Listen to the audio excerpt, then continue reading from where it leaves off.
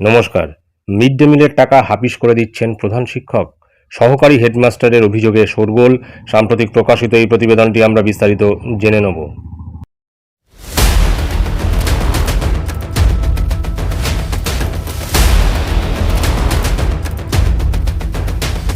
Tab কাণ্ডে শোরগোলের মধ্যেই এবার মিড ডে মিল বিতর্ক।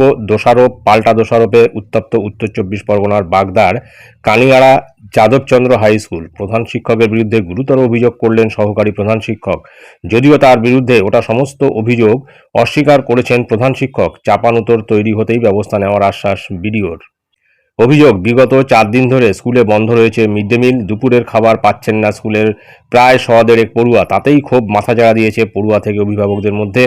আর এখানে স্কুলের সহকারী প্রধান শিক্ষক অভিজিৎ মণ্ডল প্রধান শিক্ষকের বিরুদ্ধে তুললেন গুরুতর অভিযোগ। তার দাবি, প্রধান শিক্ষক নিয়মিত স্কুলে আসেন না। মিড ডে মিলের টাকা আসে প্রধান শিক্ষকের অ্যাকাউন্টে, কিন্তু তিনি সেই টাকা সঠিক সময়ে না দেওয়ার কারণে মুদি দোকানের পাশাপাশি সবজির দোকানে বাকি মেটানো যাচ্ছে না। জ্বালানির খরচ সামাল দিতে গিয়েও বেগ পেতে হচ্ছে। ইতিমধ্যে সমস্যার কথা বিডিওকে জানানো হয়েছে বলে জানান তিনি। যদিও তার বিরুদ্ধে ওঠা অভিযোগ সম্পূর্ণ মিথ্যা বলে দাবি করেছেন কানিয়াড়া যাদবচন্দ্র হাই স্কুলের প্রধান শিক্ষক অনুপম সর্দার। তিনি আবার বলেছেন, সেপ্টেম্বর মাস পর্যন্ত মিড ডে মিলের টাকা আমি স্কুল কর্তৃপক্ষকে দিয়ে দিয়েছি। অক্টোবর মাসে স্কুল ছুটি ছিল, কিন্তু যে অভিযোগ তোলা হচ্ছে তা মিথ্যে।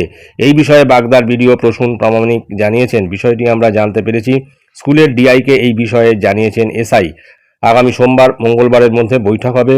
এভাবে মিড ডে মিল বন্ধ থাকতে পারে না, আমরা পুরো বিষয়টি দেখছি। সুতরাং একটা বিষয় বোঝা যাচ্ছে যে স্কুলের মিড ডে মিল সেই বিতর্ক এবং সেই মিড ডে মিল বিতর্কে টাকা নয় ছয়ের অভিযোগ, এবং এই মিড ডে মিলের ক্ষেত্রে মূলত সমস্ত কিছুই দায় চলে যায় কিন্তু প্রধান শিক্ষকের ওপরে।